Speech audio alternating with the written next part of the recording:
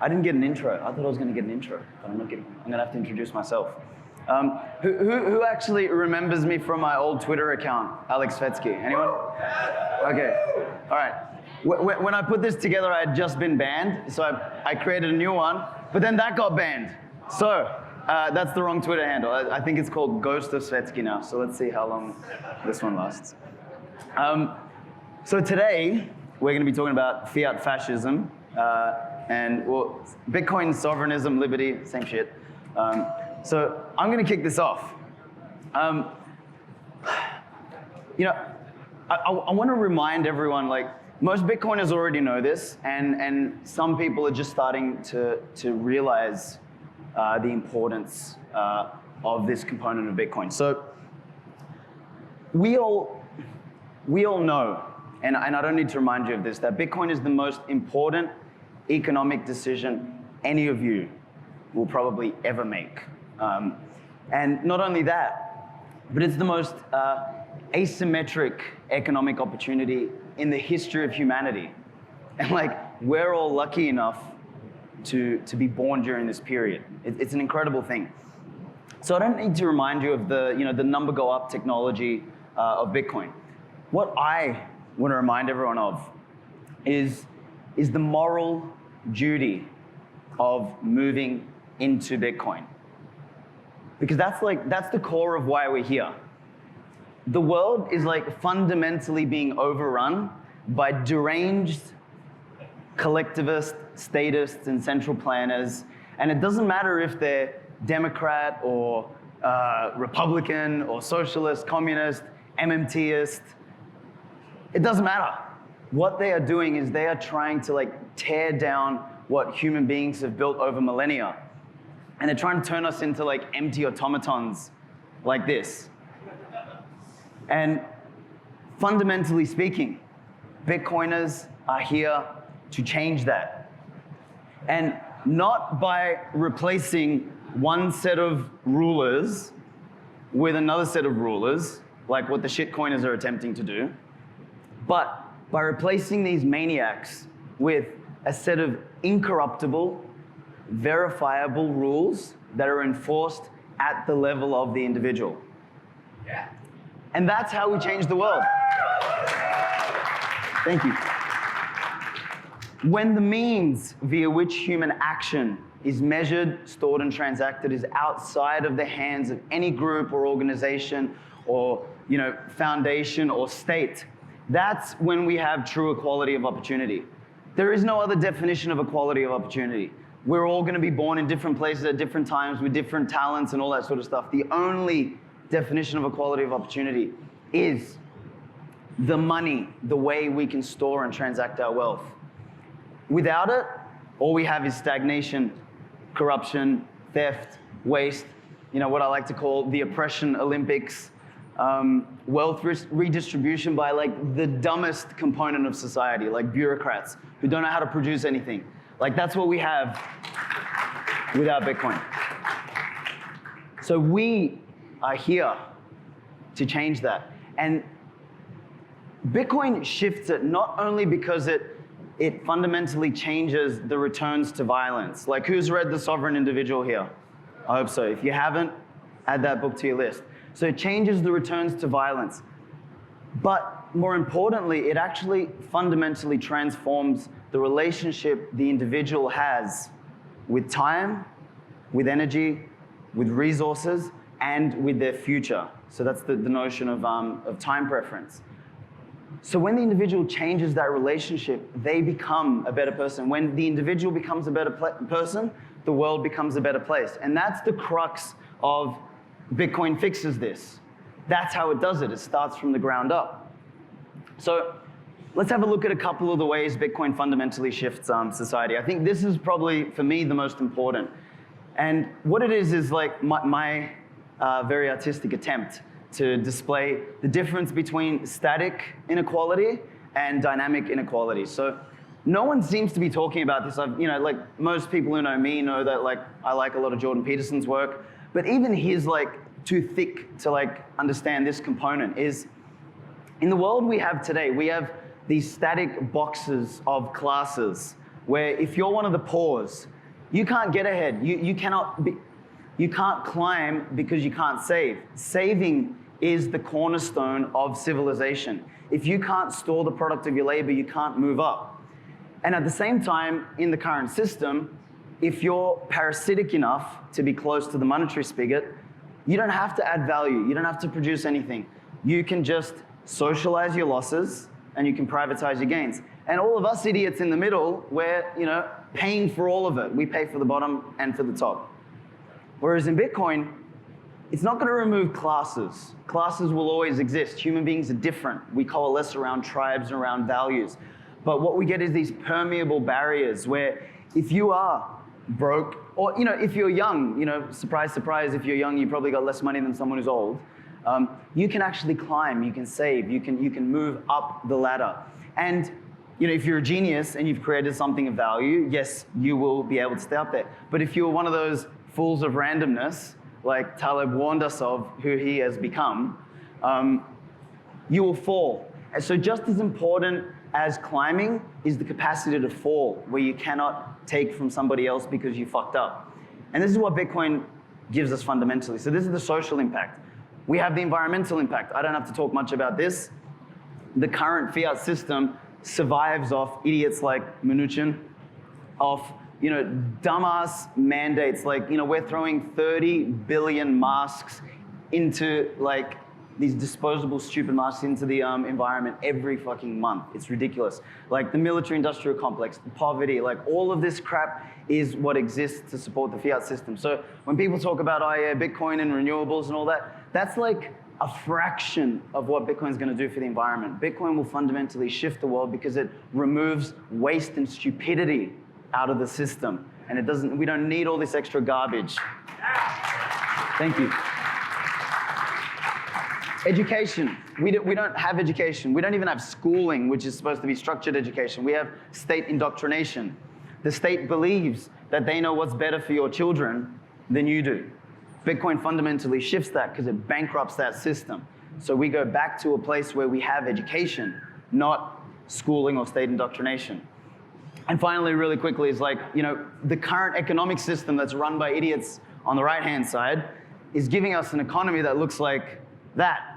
Is all of the resources, all the capital goes into the wrong places. And we think we're building muscle. We think we're being progressive, but we're building up stupid shit like Wall Street. Or, the next great application is, the app where you can send the next dick pic, and make it disappear.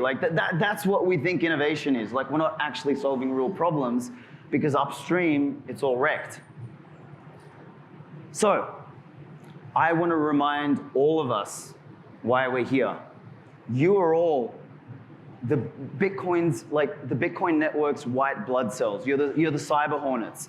So we are here with a moral duty to move into Bitcoin, not just the number go up, which is just as important because we're going to be rich with a moral duty and we'll take over this fucking thing. But we are here to slay the frauds, the commies, and the fascists. Fucking slay them. We're here to slay the slaves, the think boys. That was supposed to say think boys. And the crybabies. We're here to slay them. And as we grow, our very existence is gonna slay the evil cartoon villains all around the world. Fucking rip them. The shitcoiners, they're irrelevant. They're gonna sit there and try and be with dreams of being the next Epstein or Fragile Taleb. You know what I mean? Keep giving them shit, but they're the ants. They mean nothing. You and I are here to be fucking warriors.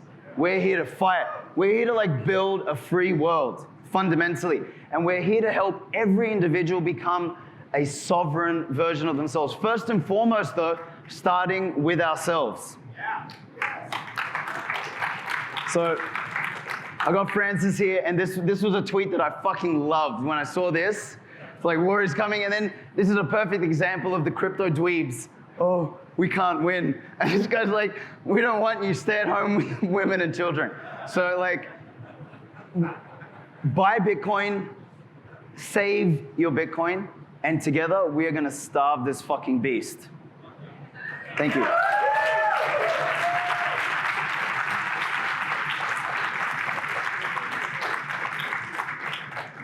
Do we have time for questions? I don't know if any, I mean, this was more of like a, not an educational thing, yeah? Okay, does anyone have any questions by any chance? Like, where did I get the memes from? No, I'm kidding. Before I got banned. Is this recorded? It is. Shoot. Other than just buying Bitcoin, what's the next easiest step for you, like, to support Bitcoin? Buy from, like, so when you're buying your Bitcoin, don't buy from shitcoin casinos like Binance and Kraken and all those losers. Buy from a Bitcoin-only company. So that's one thing you can do. You can run a node. That's like super, super important. So when you're running a node, you are the one enforcing the rules of Bitcoin. So what a lot of people run around, and like me and Gladstein have had debates about this, is they say Bitcoin's democratic. No, it ain't. No, fucking democracy is, you know, majority rule. Like there's a great meme I've seen is like 4 out of 5 people love democracy, and like 4 people are beating up one guy, basically. So it's Bitcoin is like anarcho-capitalist, like it's individualist. And when you enforce the rules yourself, you know it's Bitcoin. And you have millions of other people also enforcing those same rules. And we come to consensus voluntarily, not through some coercion of a central plan or a government. So I would say buy from Bitcoin companies, run a node, and if you want, get a miner, plug it in, and add some hash power to the network. It's really easy. Any other questions? We've got 2 minutes. Where do you recommend we should buy the Bitcoins from? Without shipping? So there is, like, if you're in the States, which I assume, are we in the States? I think. We're in one of the states, like the rest is the gulags. Like you got Swan Bitcoin in the US, you've got like River Financial, so they're 2 companies that I know are Bitcoin only. Amber, which is the company I run, you know, Bitcoin, not shitcoin. We'll be launching in the US next month. So if anyone's interested in like checking the app out, like it's thank you. It's like a full-on, we started the whole Bitcoin DCA thing, but we started in Australia, so I'm sorry, but I'm coming. So you can check that out. But yeah, that's an answer.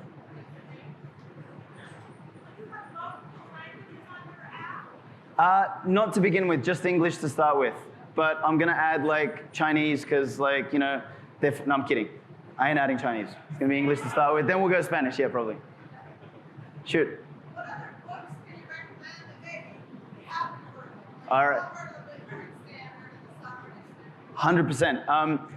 I love this question. So I would 100% recommend Atlas Shrugged by Ayn Rand, okay? Honestly, so that's one. As much as I hate Taleb, you know, buy what his ghostwriter wrote. So like Skin in the Game is a fantastic book. Like it's really, really, really fantastic. Like Anti-Fragile is amazing. Like, so his books, like he is now the villain that he warned us of in his books. Like he's the fragile, intellectual yet idiot, but his books are fantastic, so I'd recommend that. I mean, all you need to really read is Skin in the Game. Like the rest of them are kind of like him repeating the same shit over and over again. I would definitely recommend, I'm trying to like, so anything from Murray Rothbard. So like there's like, he's a fucking legend. Francis, what was the name of the thing you told me yesterday? The 12-pager?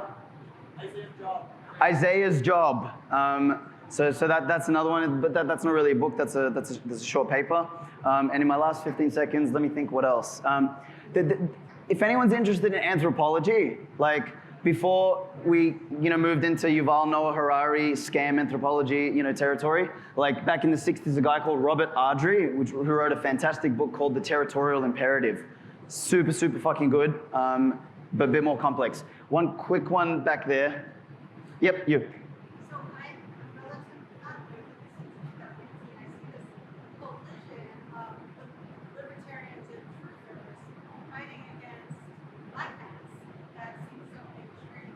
How do you keep that sovereignty? How do these people in the rooms keep that line of sand to protect what's truly Okay, that's a big question, so I'm going to try and answer it in the shortest way possible. It's like, you need to stay consistent with your values. You need to hang around people who are also consistent with your values that hold you to a high value. So that's on a personal, on a like psychological level. You need to keep moving your ass out of the fiat system. The longer you hold dollars, the longer you sit in their system, the longer you feed the jailer that is jailing us. So that's like the most important thing. And then think about ways that you can disrupt or fuck with them or like, move around their stupid rules. Like we all just need to become criminals basically, because like anything we do at this point is like criminality anyway. So fuck them. Just do anything you can to subvert the system. Thank you.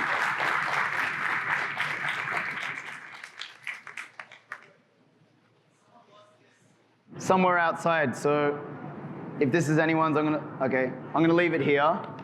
Did you talk to Jack yesterday? No, I didn't. Okay.